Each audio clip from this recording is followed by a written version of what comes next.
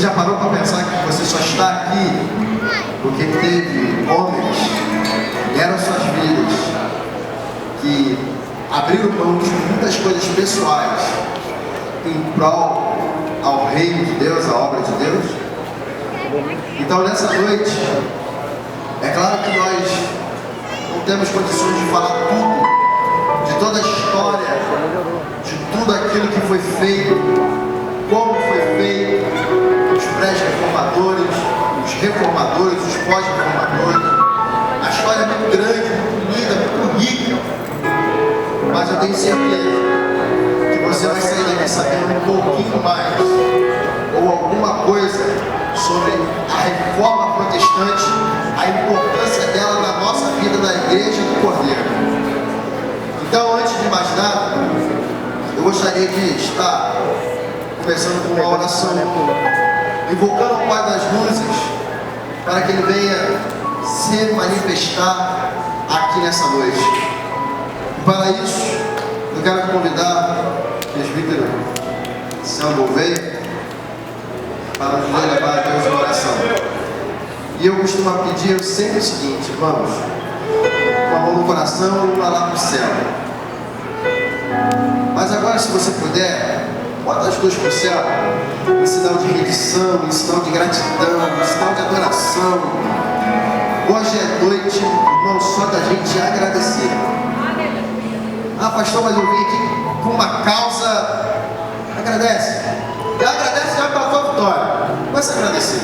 Hoje é a noite somente da gente adorar a Deus pelo grande feito que Ele tem feito nas nossas vidas, nas grandes coisas que Ele tem realizado nas nossas vidas. Louvado seja o nome do Senhor. Feche seus olhos em nome de Jesus. Bendito Deus, eterno Pai. Mais uma vez, Senhor Deus, estamos aqui na Tua casa, Senhor. A casa que se chama Betel, Senhor. Para adorar, glorificar o Teu santo nome, Senhor. Porque Tu és digno de adoração, louvor e majestade, Senhor. Pai, nesta data que o Senhor escolheu, Pai, de 502 anos na Reforma Protestante, Senhor.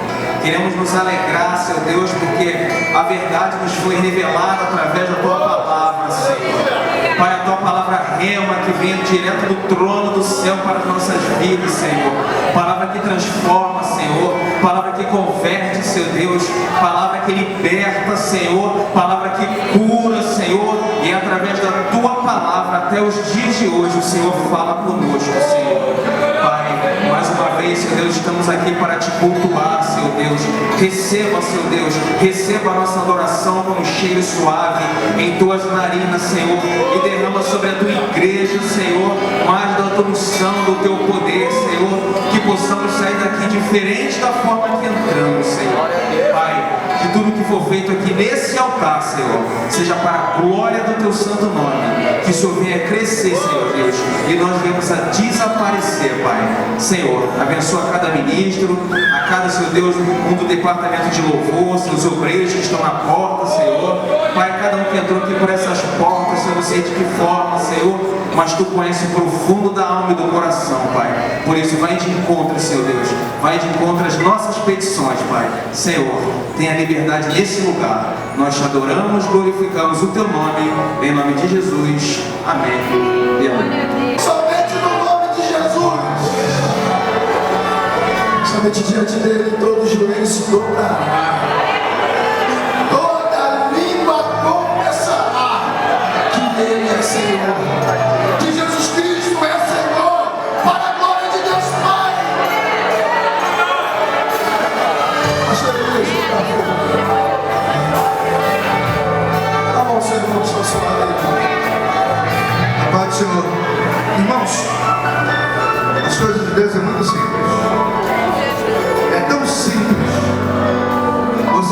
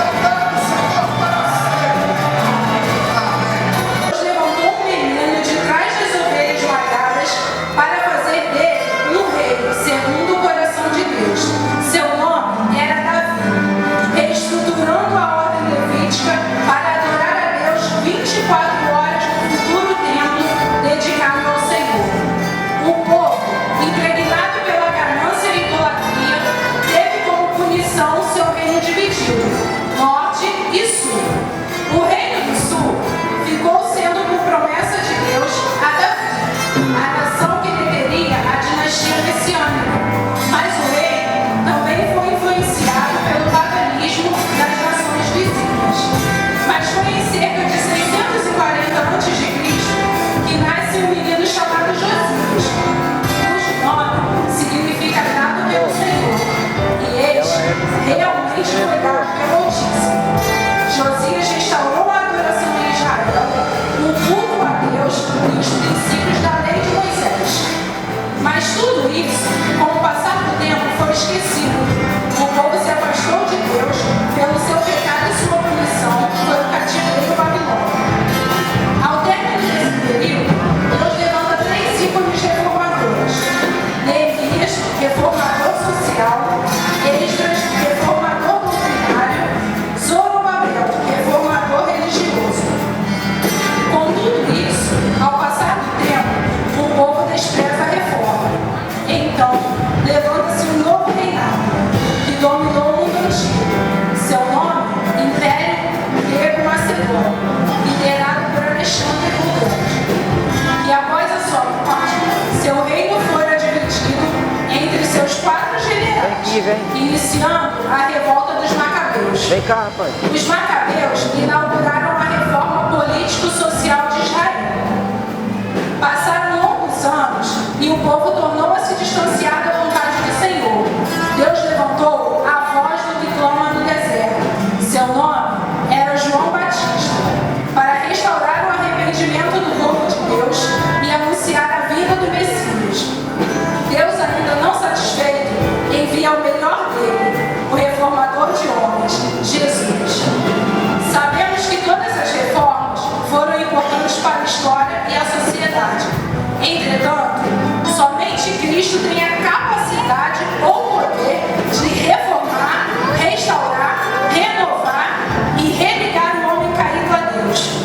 O reformador divino convoca o reformador do mar, Pedro, ganhando de 3 a 5 mil almas para o Senhor. Martinho Lutero era um monge agostiniano. E naquele tempo a igreja já estava totalmente deturpada. Naquele tempo a igreja já tinha se desviado. Muitos já não estavam mais acreditando no que a palavra de Deus dizia. Muitos estavam acreditando naquilo que outras pessoas diziam. E o povo nem tinha mesmo acesso à palavra de Deus. Então eles estavam se desviando e se deturpando e indo por caminhos tortuosos. E Lutero, Martinho Lutero, foi um desses homens que começou a observar que as coisas que estavam acontecendo dentro da igreja estavam erradas. E então ele percebe que a fé estava sendo vendida, que outros meios para a salvação estavam sendo colocados no lugar que é somente de Jesus. E então Lutero passa a perceber que isso tudo está errado. E ele, como uma forma não de causar intriga e causar confusão, como a gente às vezes pensa que protestar é isso, ele queria que a igreja percebesse que tais coisas estavam erradas. Então ele elenca 95 teses, que são artigos, coisas que ele passa a perceber dentro da igreja que estavam erradas. E ele escreve isso e vai até uma catedral, porque naquele tempo não tinha jornal, então o jornal da igreja da cidade era como se fosse na porta então de uma igreja, e ele coloca essas 95 teses para que a igreja, para que as pessoas pudessem ler e entender e debater. Ele não queria causar confusão, ele queria apenas um debate. Mas ninguém foi ao debate e ninguém debateu com ele. Mas a sua repercussão ganhou quase que a Alemanha toda. Todas souberam do que Lutero estava dizendo. E a voz dele proclamou aí para diversas pessoas, e muitos passaram a questionar e a entender que aquilo que Lutero estava dizendo era verdadeiro, que a igreja realmente estava fora, que a igreja realmente tinha se afastado. E dentro dessas teses aí, o que Lutero questionava muito era a venda de indulgências. Naquele tempo as pessoas vendiam e compravam a fé. Elas iam até padres e o Papa ordenou isso, e elas compravam coisas para se livrarem do inferno, se livrarem do purgatório. Então elas acreditavam que comprando aquilo elas poderiam ser livres. E todas elas estavam gastando dinheiro, dando dinheiro para a igreja, para então ser livres desse purgatório. Só que Lutero passa a perceber, e quando ele lê Romanos 1,17, ele vê que o justo viverá da fé, que não é por meio de outras coisas que eu sou salvo, mas que é somente através da fé é que eu recebo salvação em Cristo. Eu não preciso comprar, eu não preciso oferecer uma outra coisa, eu não preciso desses intermédios. Então Lutero ganha o mundo e ganha pessoas pensantes que passam a pensar, questionar e ver e observar o que a palavra de Deus diz. E como a gente colocou aqui, nós colocamos 5. Como você pode ver, essas palavras estão escritas em latim. Mas isso é o que predomina no pensamento da reforma. São 5 pilares. Nós temos ali o primeiro, sola escritura, que significa somente a escritura. O texto estava dizendo que somente a Bíblia tinha toda a autoridade. O Papa não tinha, o homem não tinha autoridade acima da palavra de Deus, somente ela. E somente através dela nós poderemos receber alguma coisa. Então aquilo que o homem pode dizer, se não estiver baseado na Bíblia, ele está errado. A Bíblia é acima de tudo e somente a palavra de Deus. O segundo pilar ali é solos Cristo, somente Cristo. Eu não posso receber salvação por meio de outra coisa. Não existe homem nenhum que pode me conceder salvação. Somente Jesus é capaz de me dar toda a salvação. Somente Ele pode me livrar de todas as coisas. E não é um homem, através de alguma carta ou de alguma coisa, que pode me livrar de algum tormento. Somente Cristo pode fazer isso. A terceira é sola gratia. Somente através da graça eu posso ser salvo. A salvação não é por merecimento humano. Eu não preciso fazer algo para receber a salvação. A salvação é de graça. Deus as concedeu para nós, até porque nós não merecemos. E nada do que nós podemos fazer poderá ser capaz de alcançar a salvação. Mas é por meio da graça que recebemos. E a quarta é sola fide. Somente através da fé é que nós recebemos essa graça. Somente através disso que nós recebemos tal salvação. Então nenhum outro meio, nada, pode me oferecer salvação. E a última é só Deu glória. Somente a glória de Deus. Somente por Ele, por meio dEle e para Ele é toda a glória. Amém? Agradecer a oportunidade. Saudamos a igreja com a paz do Senhor, amém? Amém!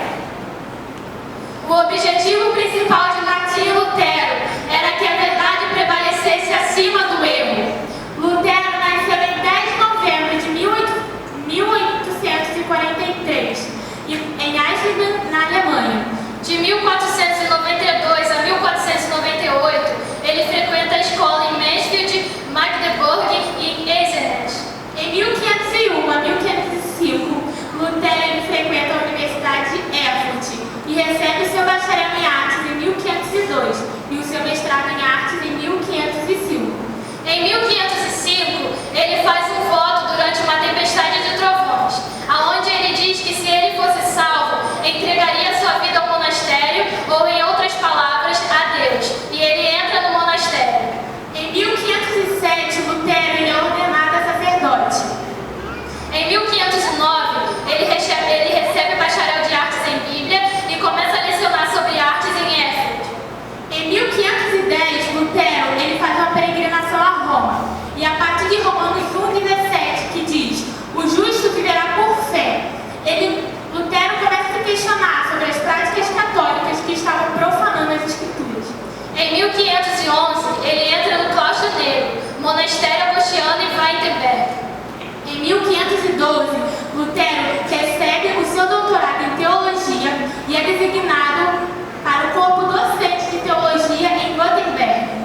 De 1513 a 1517, ele leciona sobre Salmos, Romanos, Gálatas e Hebreus. Em 1517, Lutero publica as 95 teses na porta da Igreja Católica no dia 31 de outubro. Em 1521, no dia 2 de julho,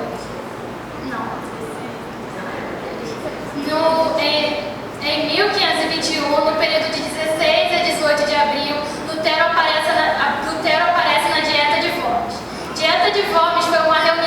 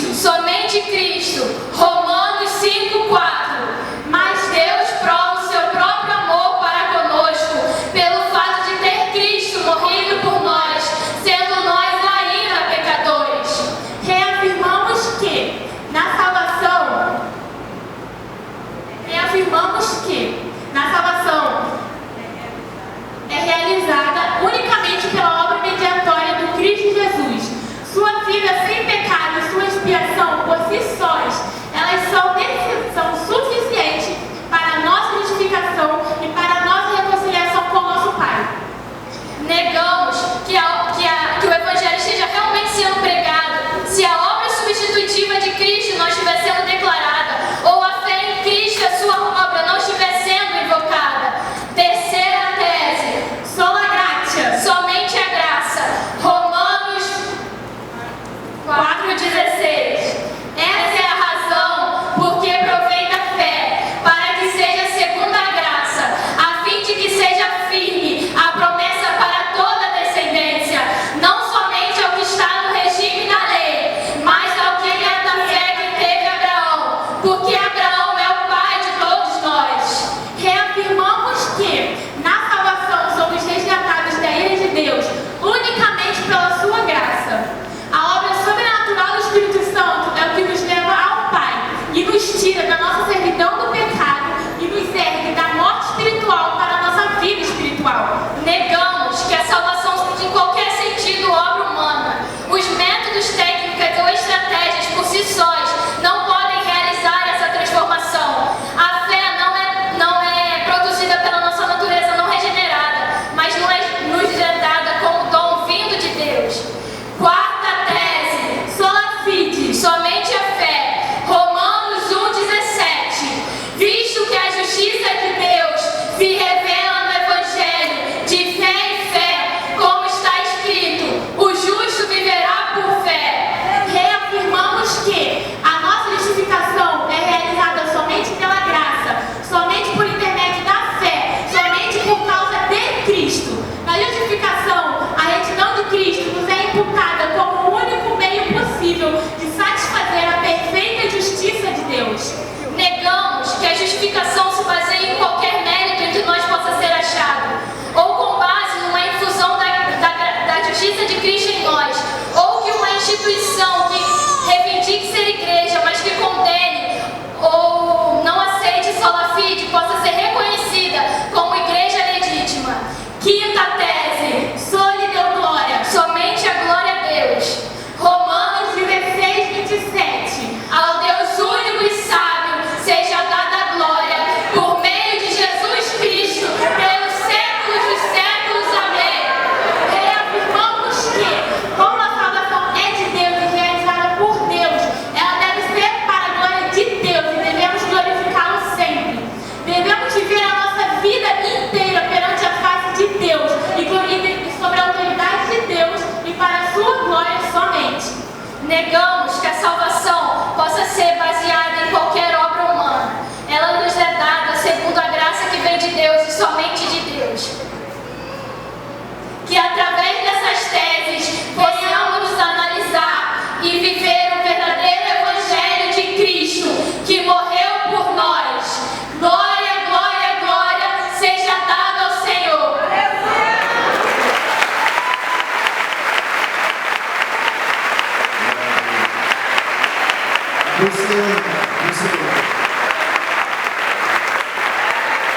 Antes de orar, todo mundo que vencer, se coloca de pé aí. Essas meninas estão conosco no sábado, a gente tem aqui, não está todo mundo aqui porque tem muita gente de outras igrejas. Nós temos aqui a turma de psicanálise, temos gente aqui da turma do bacharelado, temos a turma do médio de sábado, do médio durante a semana. Convido também os professores a estarem de pé. Os professores, cadê você? Cadê? Quem foi meu professor de ética? Inclusive é o nosso presidente, ok?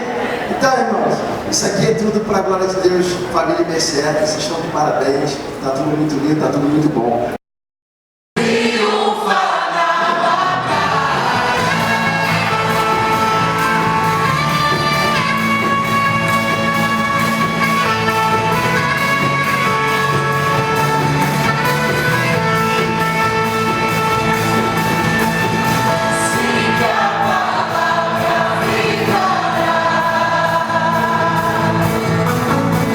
Sabemos com certeza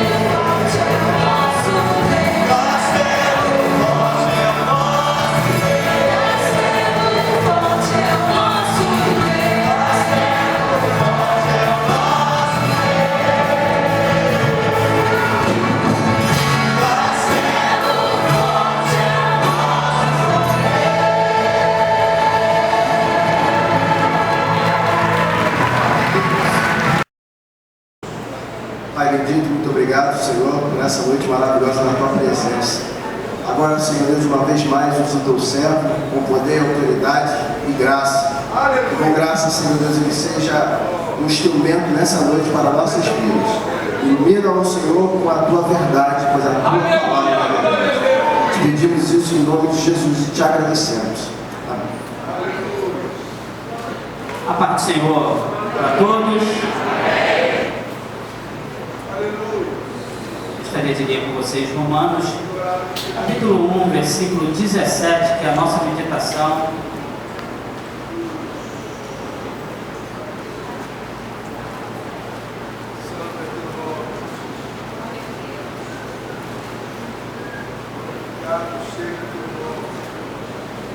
Diz assim, a palavra: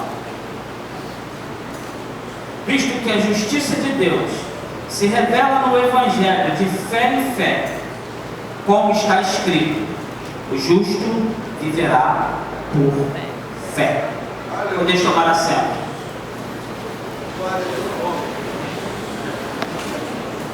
Estou muito alegre e ao mesmo tempo desesperado, porque o tempo foi embora, o tempo é um luxo, né? E o tempo se foi, e eu queria falar bastante coisa sobre Martim Lutero.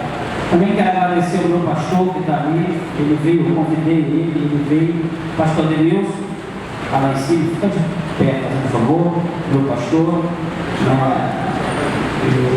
todo mundo sabe, eu sou diácono da Assembleia de Deus, Justiça de Deus, sirvo a Deus com alegria, do pastor Denilson, e Deus é bom. Então tudo que foi falado, Martim Lutero, nós cantamos Castelo Forte, é uma de quase 3.000 músicas, 3.000 louvores que ele faz. Nós cantamos com alegria danada, até deu vontade de pular, o ritmo foi maravilhoso, os músicos são bênçãos, mas na realidade a história não é bem assim como a gente conta. Para que nós pudéssemos estar aqui pulando, sorrindo, agradecendo a Deus por esse grandioso evento, alguém lá atrás sofreu muito, chorou muito. Martim Lutero vem de uma família basicamente humilde. Hans Luther e Margaret Luther são os pais dele. Ele nasce em 1483, morre em 1546, aos 62 anos. Algumas pesquisas dizem que ele morre do coração, outros dizem que ele morre de melancolia. Martim Lutero sofreu muito para que nós hoje pudéssemos ter a Bíblia. Martim Lutero foi levantado por Deus para sofrer. Ele inicia os estudos dele, como as meninas foram muito felizes aqui, me antecederam, me deixando de camisa 10. Em 1499, ele estava com 16 anos aproximadamente, e ele começa a estudar várias disciplinas. Aos 16 anos, ele parece que é um menino muito brilhante, e ele consegue assimilar conhecimento em arte, leis, idiomas e filosofia. Aos 18, 1501, ele já está com 18 anos, e todo mundo já olhava ele como um rapaz muito brilhante. E ele ingressa na faculdade, mas em 1505 ele vai visitar os parentes dele, os pais dele, e quando ele volta dentro do vilarejo até Rustenberg, cai uma grande tempestade e ele fica totalmente aterrorizado. E as palavras dele, ele grita: Santa Ana, me socorre e eu virarei monge, eu te servirei. E aí ele faz um voto de pobreza e vai servir ao monastério agostiniano eremita. Ele tem que dar todas as riquezas dele, inclusive os livros. Ele só fica com um de Virgílio. E em julho, isso vai acontecer dia 2 de julho. No dia 17 de julho de 1505, ele começa a aprender sobre o monastério, sobre vida. E em 1507 ele começa a estudar teologia em latim. Deus prepara o reformador, mas antes do reformador fazer a reforma, ele precisa pelo menos passar por 13 reformas. Nós só conhecemos uma, mas Lutero ele vai passar por reformas mentais, reformas intelectuais, reformas sentimentais, reformas circunstanciais, reformas momentâneas, reformas fúnebres, reformas teológicas. Então são um conjunto de reformas que faz com que esse homem seja um reformador. 1511 ele tinha um amigo chamado Spalatin. Ele é um amigo de infância, e Spalatin ele vai ser conselheiro do príncipe saxônico Alfredo, ou alguns chamam de Godofredo. E aí Spalatin, como é conselheiro desse príncipe, ele também é amigo de Lutero. E Lutero ele começa a fazer vários questionamentos que estavam acontecendo lá na igreja, no monastério. Por que havia tantas relíquias? Por que a igreja estava caminhando para aquilo ali? E aí, em 1511, ele vai para Roma. Quando ele chega em Roma, os superiores mandam ele para Roma para que ele pudesse melhorar, né, a visão teológica dele, mas lá ele só piora. Porque lá ele consegue ver duas relíquias: a cabeça de João Batista e a cruz, um pedaço da cruz que foi do nosso Senhor, segundo, né, estava lá. Ele vem de lá aborrecido. E em 1512 ele se forma no seu doutorado em teologia. Até aqui é muito tranquilo. A vida do reformador, ele nos ensina que para você reformar alguma coisa, primeiro você precisa reformar você mesmo. Martinho Lutero ele precisou passar por uma reforma, primeiro uma reforma bíblica, é lá no começo, e depois a reforma teológica. Ele se forma em doutor em teologia. Infelizmente hoje muitas pessoas querem fazer reforma. É certo que a igreja no Brasil ela precisa passar por reforma, porque a igreja se afastou muito da palavra. Só de escritura, só de Cristo, só de graça. Isso hoje em dia está muito distante da igreja no Brasil, de um modo geral. Mas voltando para Lutero, ele consegue o seu doutorado e ele faz a sua tese de o justo viverá pela fé. Lógico, firmando no livro de Romanos. Há 3 livros preferidos de Lutero. É desses 3 livros é que saem as solas. Sola significa somente ou só. Né? Livro de Romanos, livro de Gálatas e livro aos Hebreus. Que ele tinha a concepção que foi Paulo que escreveu. Hoje em dia a crítica textual diz que não, mas a mente luterana diz que o livro de Hebreus é construção paulina. Lutero agora, ele já formado, ele pega a Spalatin e ele começa a tudo que vê na igreja, ele fala: isso é heresia, isso é heresia, isso aí é heresia. E Spalatin fica desesperado, né? E aí é bom ter um amigo para desabafar as crises teológicas. Spalatin sofreu muito na mão de Martinho Lutero. E aí ele fala o seguinte: olha, você vai ser consagrado padre. Ele começa sendo consagrado padre e em 1515 ele é consagrado a vigário. Ser vigário naquela época é tomar conta de 9 monastérios. E o reduto de Martinho Lutero era em Wittenberg, onde ele pregava numa tribuna bem fininha, que ele não podia nem se mexer. Hoje os pregadores correm no púlpito, mas ele não podia nem se mexer lá, era durinho, e ele falava assim do lado. E lá em Wittenberg ele começou a falar contra as indulgências, Por quê? O contexto das indulgências. Martinho Lutero lutou contra 7 papas. 7. O Papa Júlio II estava saindo, e é a ideia do Papa Júlio II que ele, como santo vigário de Deus na terra, ele não poderia tocar na terra. Então as pessoas faziam um banco, colocavam os ombros e levavam ele, né? O Papa Leão X está sucedendo ele. Ele é de 1000, ele assume, né, a cátedra 1513 e vai até 1523. E o Papa Leão X ele tem que construir a Basílica de São Pedro. No original é Basilia Sanctia Ioiconia de Petri.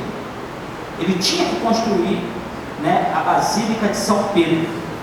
Só que a igreja não tinha recurso. E aí ele começa a colocar a venda de indulgência. E as pessoas pagavam para ter direito do céu, ou quem sabe até resgatar um parente que já tinha morrido. E ele deu ordem a um personagem muito famoso chamado João Zéu, ou Tézel. E João, ele ia em praça pública e falava: olha, quando as moedinhas caem na caixinha, o badalado do sino libera as pessoas do purgatório para o paraíso. E Lutero começou a falar para ele: olha, você não tem base nas escrituras. Hoje, se nós falarmos para algum pregador que ele não tem base nas escrituras, dá dificuldade. Mas Lutero fazia isso. Falava para ele: ó, você não tem base nas escrituras para falar isso. E só a escritura deveria ser a sua regra de fé. E ele começou a falar isso ao público. E em 1517, em janeiro, ele olha, ele tocava banjo, né? Ele olha e ele vê uma freira, tá? Uma freira cisterciense. O nome dela, Catarina Van Bora. Ele olha, enche o coração de alegria, mas ele sabia que era um amor impossível. E aí ele começa a fazer canções, cantando.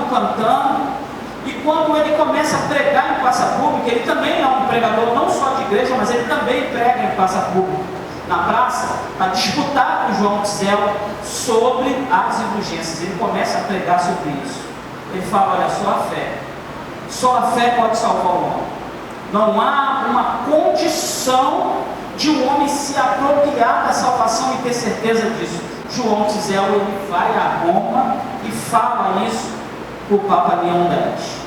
E aí começa o Calvário de Martim Lutero. Ele recebe uma ameaça do imperador Carlos V, que é o quase dono do império. Então Lutero tem que estar lutando contra a igreja e agora também contra o imperador. Só que Frederico, ele era uma parte da Alemanha, e ele já não aguentava mais pagar tantos impostos para Roma.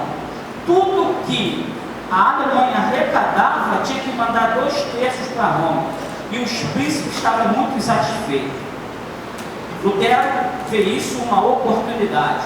O reformador também precisava de uma oportunidade. Ele precisava ser oportuno. A palavra dita ao seu tempo é como maçã de prata. E aí ele faz isso. Ele vai até esse príncipe e ele começa a pedir ajuda, asilo, proteção. E aí, quando esse príncipe estende a proteção para ele, Martim Lutero vai ficar escondido no castelo quase aproximadamente 2 anos. Só que nesses 2 anos que ele fica escondido, ele não fica parado lá. Ele pega o Novo Testamento, que está em grego, e ele começa a fazer a tradução. Só que Martim Lutero ele só sabia só de latim. E aí Deus coloca Filipe Melanchthon a cabeça intelectual da reforma é Filipe Melanchthon. Infelizmente a história é muito covarde e quase a gente não consegue entender ou saber algo de Filipe Melanchthon. Mas Filipe Melanchthon, ele era professor de grego e de hebraico, mas Lutero cantava e sabia latim. E Filipe Melanchthon queria aprender a cantar. Lutero falou para ele: você me ensina o grego e o hebraico e eu vou te ensinar a cantar. E assim foi. Dentro de aproximadamente 11 meses, ele traduziu todo o Novo Testamento com a ajuda de longe de Filipe Melanchthon. E depois de 1 ano e meio, ele traduz toda a Bíblia, do grego e do hebraico para o alemão, que era a língua do povo. Aí ele tinha o povo. Em 1525, Catarina Vambora deixa o lar cisterciense das freiras. E aí vai congregar onde? A igreja de Martim Lutero. Em 1525, no mesmo ano, ele se casa. O interessante é que eles têm 6 filhos, 3 meninos e 3 meninas. Logo de cara, Deus abençoa ele com um filho, que é o John, e logo depois vem as meninas logo em sequência. Nasce Elizabeth, que ela é de 1528, 1527, morre em 1528. E Lutero fica muito triste. Logo depois vem Magdalena, é a filha do coração de Martim Lutero. É onde Martim Lutero encontra forças. Existe um livro da edição Vida Nova, né, Teologia dos Reformadores, que lá ele diz que o coração de Martim Lutero encontrava força em Magdalena. Era Magdalena que dava força a ele.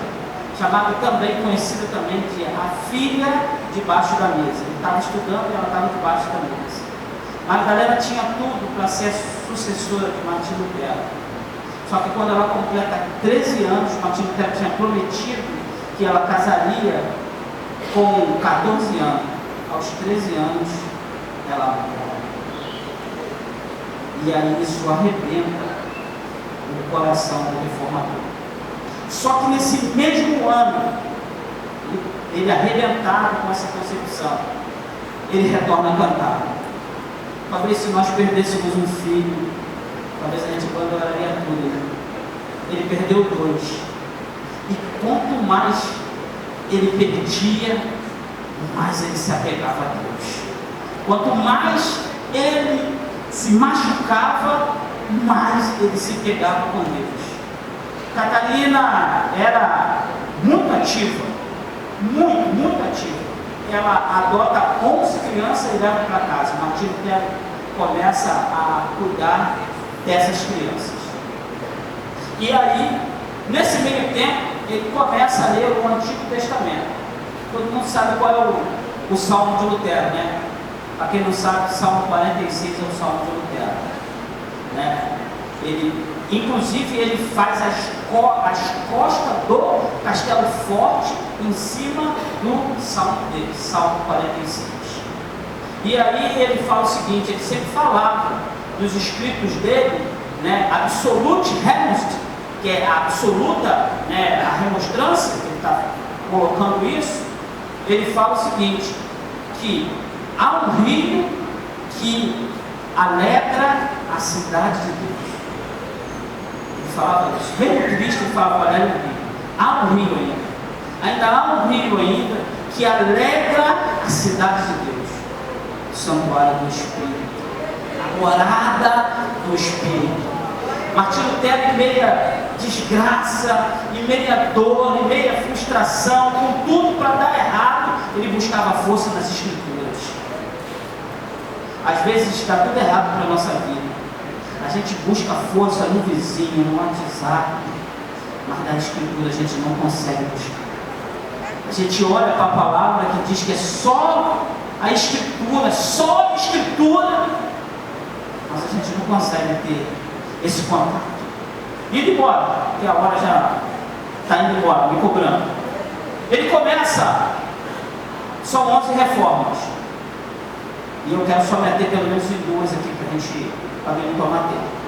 Reforma religiosa, ele começa a brigar com o clero e dizer o seguinte: existem só dois sacramentos para ele: batismo e ceia. São os dois sacramentos que a igreja precisa. Nenhum dos 85 sacramentos que a igreja católica mantém era necessário.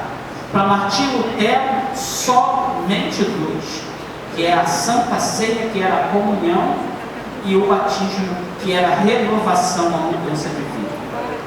Mudando, reformas espirituais.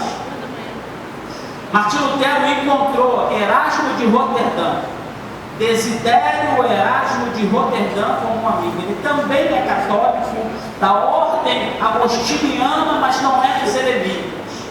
E aí ele começa a mandar uma carta para Erasmo de Roterdã. Erasmo de Roterdã é muito conhecido com o livro de A Elogia à Loucura de 1500. Tá? 1502 ele faz Adágio, 1505 ele faz Soldado de Cristo, e ele começa a se corresponder com Erasmo de Roterdã. Só que eles vão caminhando junto, tem o mesmo ideal, que a igreja precisava se reformar, havia uma necessidade, mas quando chega no livre-arbítrio eles brigam. Sabe por quê? Porque Erasmo de Roterdã, Desidério de Roterdã, ele defende o livre-arbítrio do homem. E Lutero não. Lutero, ele defendia o seguinte: o homem não tem a condição de fazer nada. Tem um livro dele muito famoso, Nascido Escravo, que vai relatar isso. E, na realidade, quando nós falamos sobre Desidério de Roterdã, é justamente nele que Armínio Jacobus vai começar a apoiar suas teses para a tese dele sobre salvação.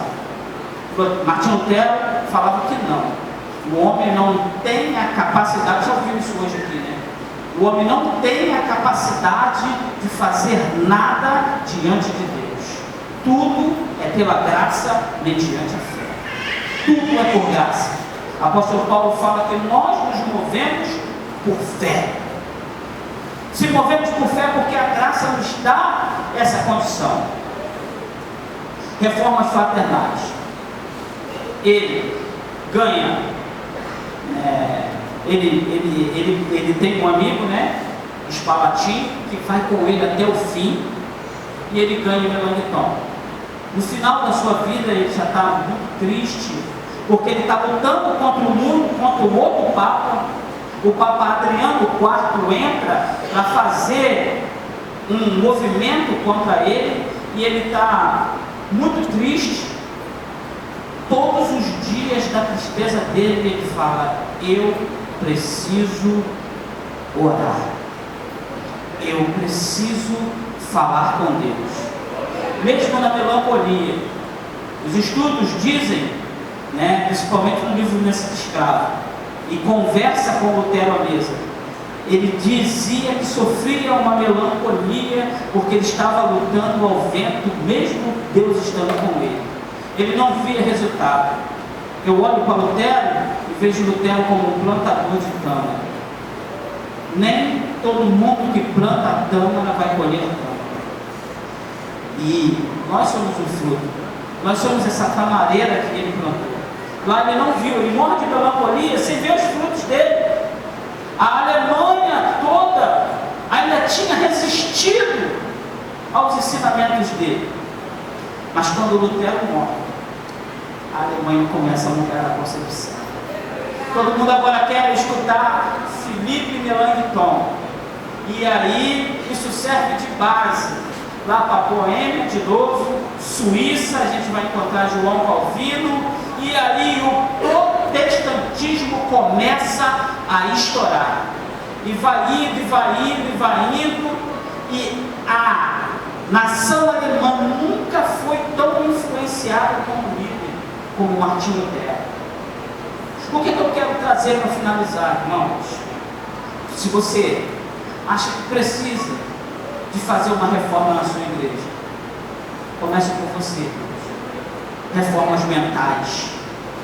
Começa a transformar a sua mente. Livro de Romanos, no capítulo 12, no versículo 2, diz que nós temos que sofrer a metanoia.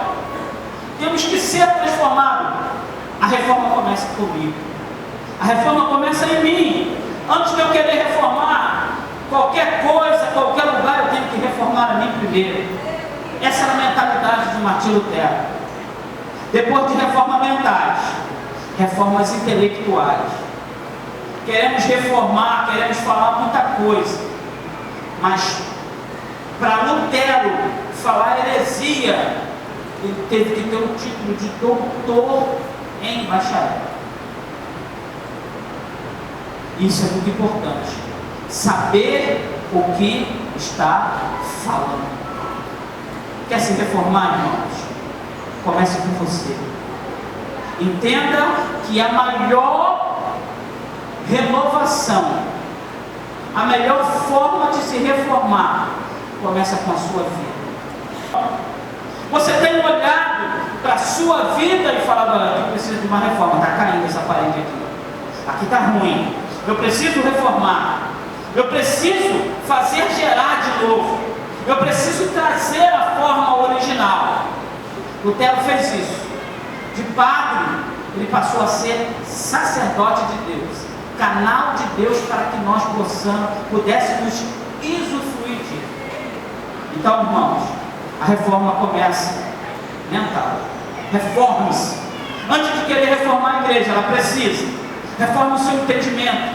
Venha à escola dominical. Venha orar. Leia a palavra. Deixe Deus falar com você. E aí, você reformado, você estará em condição de estar se reformando para a glória de Deus. Que Deus nos abençoe.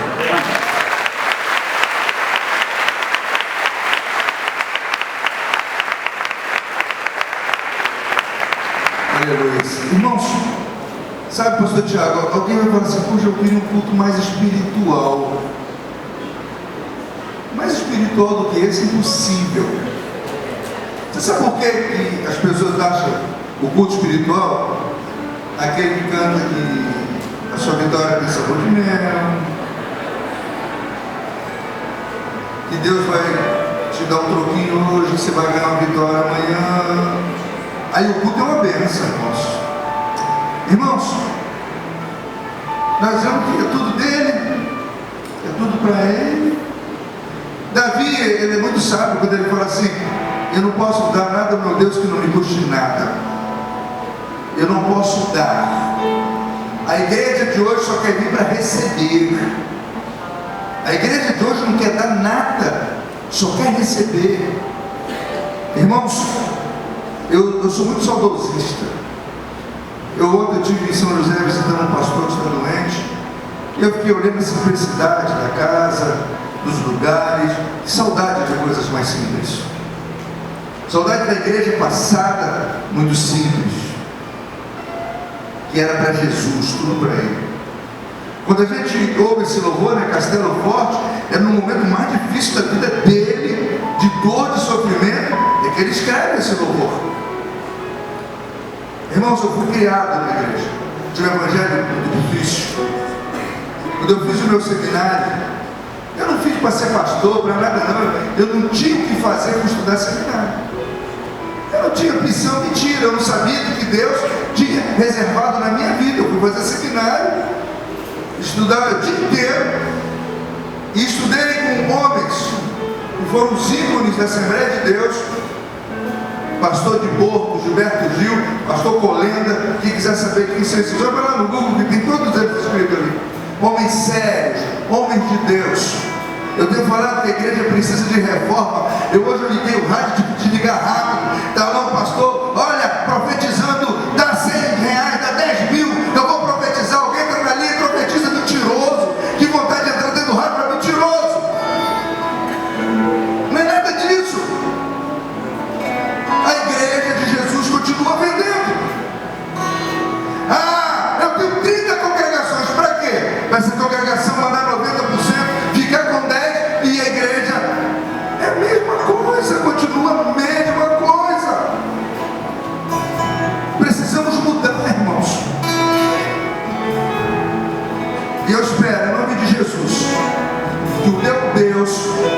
permita que a nossa igreja continue com um culto simples a Papai do Céu.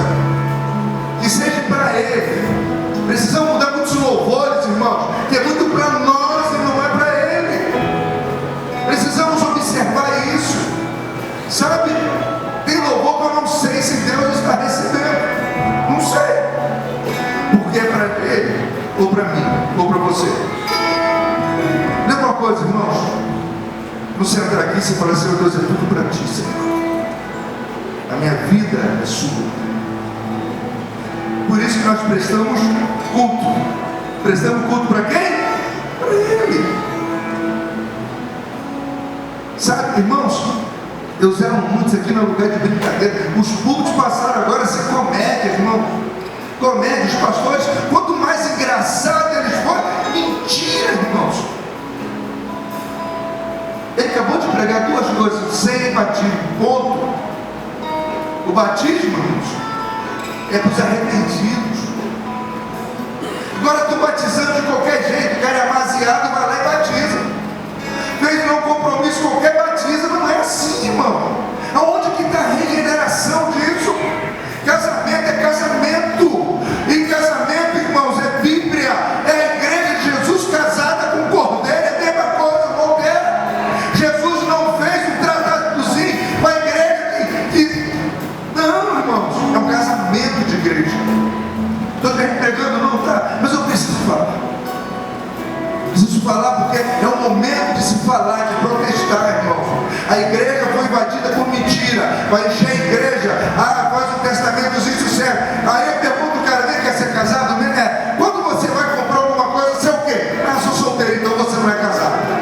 Casado é assinar, é casamento, um elo para a vida toda. Isso é casamento. Ceia, união, irmãos. Comunhão, como? Não falo com o irmão do lado, não falo com o outro, não falo com o outro de outra igreja. Irmão, se você não faz isso, você não tem comunhão.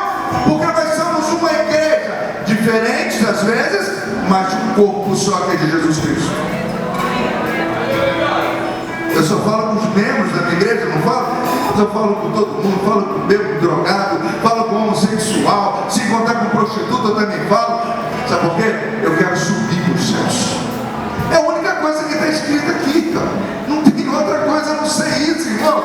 Aqui não está dizendo, você vai ganhar um carro, uma casa. É isso que está escrito aqui? Só casa, só dinheiro? Não. Pela fé, como é que se vive? O justo vive o quê? Não está dizendo mendigar, não, irmão. Se Deus achar que você tem que ser milionário, Ele vai fazer você ser milionário.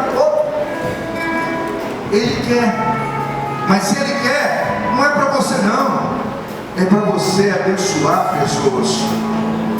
Eu queria que você ficasse em pé em nome de Jesus. Sabe, eles cantaram, né? Não é no meu ritmo, né? O meu ritmo é outro, né? Castelo forte é o nosso Deus. Lá antigo, né? Lá atrás eu cantei no coral. Eu tinha 15 para 16 anos. Diferente, né? Eu senti bem torto. Eu senti assim bem torto cantando esse louvor, né? Mas bonito, gostei, foi bonito. Foi bonito. Irmãos, em nome de Jesus, se a sua vida na igreja não for por causa dele, desiste. Sabe, irmão? Tem que ser por ele, é tudo dele, é tudo para ele. Ai, pastor, para chamar a atenção do povo, vamos pintar a parede de preto? É para mim inferno, né? Escuridão, né? Treva. Irmãos, para mim, o preto que coloca numa parede é pessoas que estão nas trevas. Nós somos da luz, irmãos. Temos que clarear o negócio. Não é escurecer. Irmãos, entregamos a palavra a tempo e fora de tempo. Aonde você estiver, que seja só Jesus Cristo. Ah, mas eu tenho um pastor. Não, você não tem pastor não. O teu pastor é Jesus Cristo. Fale dele em nome de Jesus Cristo, porque o pastor é falho como você. Fale de Jesus a tempo e fora de tempo. Sabe, nós vamos encerrar. Mas, como eu senti a presença de Papai do Céu hoje aqui nesse momento? De coisa muito simples, irmãos. De louvor